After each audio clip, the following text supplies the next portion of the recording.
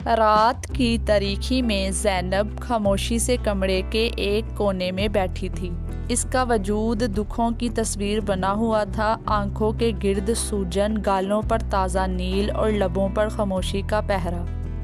وہ ہلکی روشنی میں اپنے ہاتھوں کو دیکھ رہی تھی جن پر وسیم کے دیے زخموں کے نشان تھے۔ کیا میری زندگی ہمیشہ ایسی ہی رہے گی؟ اس نے دل میں سوچا۔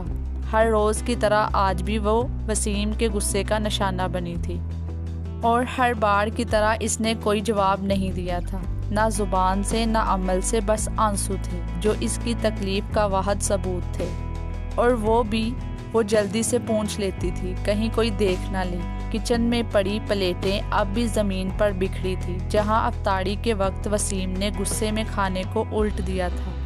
زینب نے ہر چیز سمیٹ دی، لیکن اپنی بکھری ہوئی زندگی کو کیسے سمیٹے؟ یہ سوال اسے ہر لمحہ ستا رہا تھا، مگر وہ جانتی تھی ظلم کی رات کتنی ہی لمبی ہو، انصاف کی سحر ضرور طلوع ہوتی ہے۔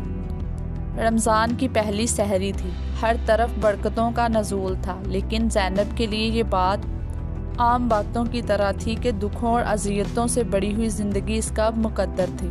کچن میں کھڑی وہ کانپتے ہاتھوں سے پراٹھے بنا رہی تھی۔ رات کے مار کے نشانات ابھی تک اس کے چہرے پر تازہ تھے، لیکن اس کی زبان پر کوئی شکوہ نہیں تھا۔ وسیم دسترخوان پر بیٹھا تھا، نظریں سختی لیے زینب پر جمی تھی۔ وہ ہمیشہ کی طرح چپ چاپ اپنے شوہر کی خدمت کر رہی تھی، مگر اندر ہی اندر ٹوٹ چکی تھی۔ چائے کا کپ رکھتے ہوئے اس کے ہاتھ ہلکا سا لرزے اور ایک قطرہ چائے میز پر گر گیا۔ وسیم نے غصے میں اسے گھورا، پھر ایک زوردار تھپڑ اس کے چہرے پر رسید کر دیا۔